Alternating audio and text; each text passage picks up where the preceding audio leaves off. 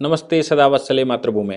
राहुल गांधी ने एक अच्छी न्यूज़ सबको दी और सबको पता होना चाहिए। राहुल गांधी ने एक अच्छी न्यूज़ ये दी कि भारत के लोग जो सोशल मीडिया का इस्तेमाल करते हैं वो नरेंद्र मोदी यानी कि बीजेपी और आरएसएस का भरपूर सहयोग करते हैं। बीजेपी उन्होंने एक आर्टिकल शेयर किया वॉल स्ट्रीट जर्नल का, क्योंकि अमेरिका में चुनाव चल रहा है, हम सब जानते हैं, और अमेरिकन चुनाव में ये सोशल मीडिया और मीडिया के जो एक्टिविटीज़ रहती हैं इन विषयों पर बहुत सारी चर्चाएं वहाँ होती रहती हैं। मीडिया सपोर्ट नहीं करती है। वहाँ पर भी ये चल रहा है कि अमेरिका की जो मीडिया है वो मीडिया डोनाल्ड ट्रंप के अगेंस्ट में खड़ी दिखाई पड़ रही है, यानी कि जो प्रोफेशनल मीडिया है वो वहाँ अगेंस्ट में खड़ी दिखाई पड़ रही है, लेकिन सोशल मीडिया अमेरिका में भी ट्रंप के साथ खड़ी दिखाई दे रही है।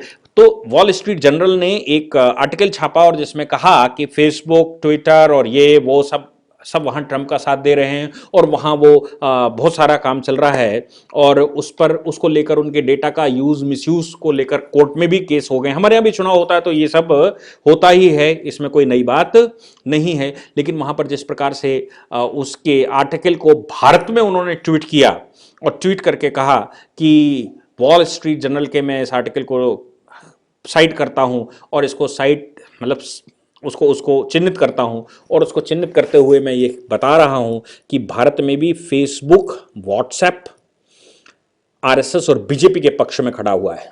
शायद हो सकता है उनके पक्ष में खड़ा हो और हो सकता है कि इसमें फेसबुक भी शामिल हो, लेकिन ये बात ध्यान रखनी चाहिए कि भारतवर्ष में जो कोई भी व्यक्ति सोशल मीडिया पर है, सोशल मीडिया पर अगर आप चले जाएंगे तो इतना भारी मैनेजमेंट नहीं किया जा सकता जिस हिसाब से जनता का आक्रोश कांग्रेस के खिलाफ, कांग्रेस के कारनामों के लिए जो जनता का आक्रोश है ना, वो आक्रोश बीजेपी को बढ़ा रहा है, वो आक्रोश नरेंद्र मोदी को स्थापित कर रहा है।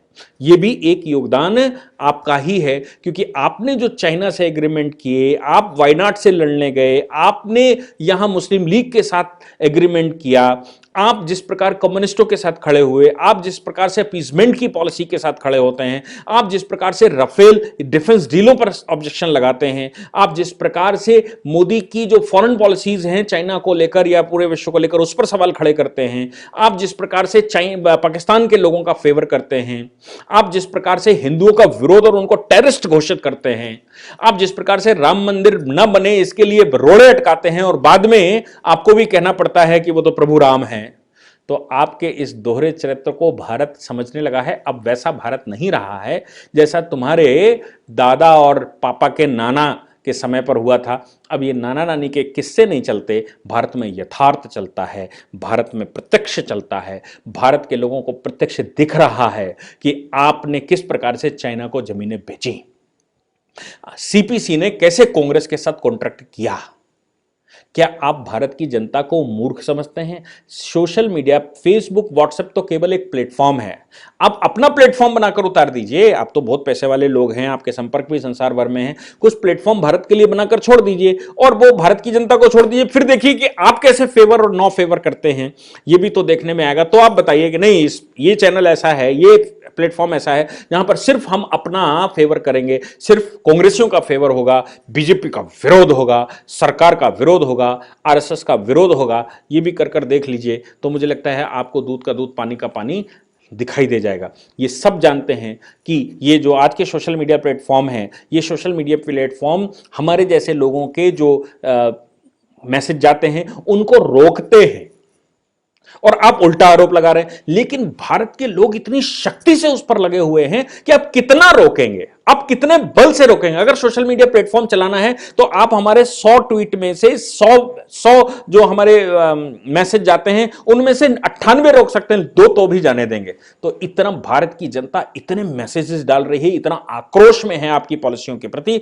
आपके द्वारा आपके वंशजों ने जो 70 वर्ष हमारे खराब किए हैं, इसकी 3 पीढ़ियां जिसमें जल गई हैं, वो 3 पीढ़ियों का आक्रोश आपके खिलाफ इतना है कि फेसबुक और ये जितने भी सोशल मीडिया प्लेटफॉर्म प्लेटफॉर्म है, ये हमको अगर रोकना भी चाहें पूरी शक्ति से, हिंदुस्तान को रोकना भी चाहते हैं पूरी शक्ति से, तो इतना लावा निकल रहा है आपके अगेंस्ट में, इतना मैटर आपके अगेंस्ट में निकल रहा है कि ये सब मिलकर भी नहीं रोक सकते। इनमें इतनी शक्तियां नहीं है। अगर इनको भारत में प्लेटफॉर्म चलाना है तो जब भारत की 98%, 95%, 90%, 80% जनता उनके फेवर में खड़ी हुई दिखाई दे रही है और जनता को मजा आ रहा है जो इस समय के गेम संसार भर से मोदी सरकार खेल रही है, तो कितने रोकेंगे आप?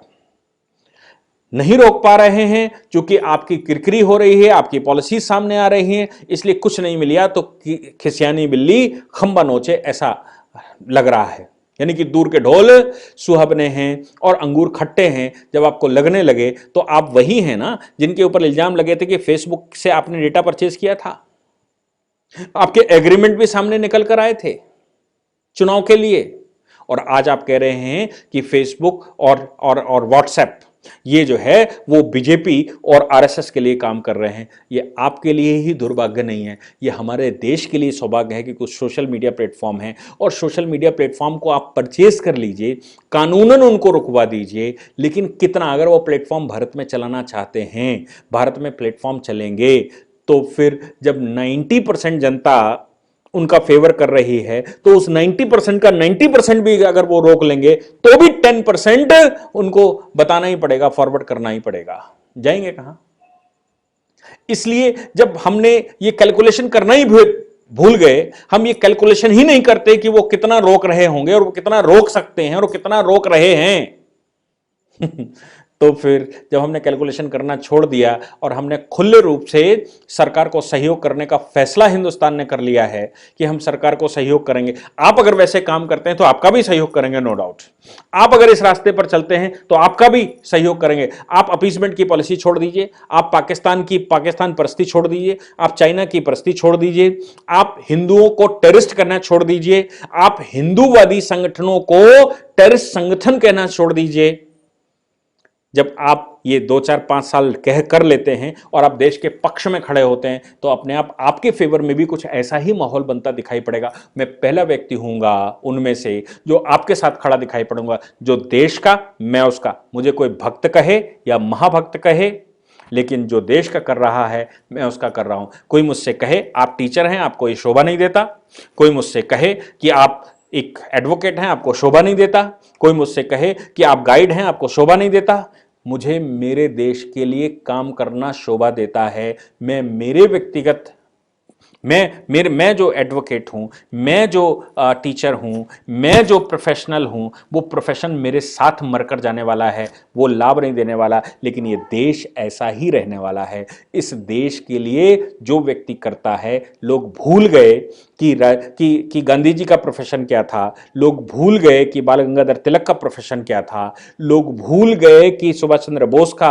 प्रोफेशन क्या था, लोग भूल गए कि चंद्रशेखर आजाद का प्रोफेशन क्या था, लोग भूल गए कि स्वतंत्रता के ये जो मतवाले थे इनके प्रोफेशन क्या थे। इनको अगर प्रोफेशन याद रहता तो फिर ये हिंदुस्तान आज ऐसा नहीं होता। ये सब अपने प्रोफेशन को छोड़कर हिंदुस्तान प्रथम की पॉलिसी पर आए और हिंदुस्तान प्रथम की पॉलिसी को उन्होंने अडॉप्ट किया, जिसका परिणाम निकला कि आप स्वतंत्रता से बैठे हुए हैं।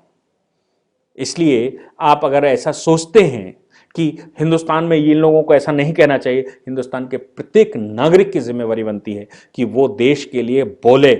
आज बोलने का समय है, अवसर नहीं है, आज बोलने का समय है। आज देश की आवश्यकता है। इस आवश्यकता के लिए हर व्यक्ति कुछ नहीं कर सकता, तो एक 4 लाइन का मैसेज तो डाल सकता है, इस एक 2 मिनट की बाइट तो दे सकता है।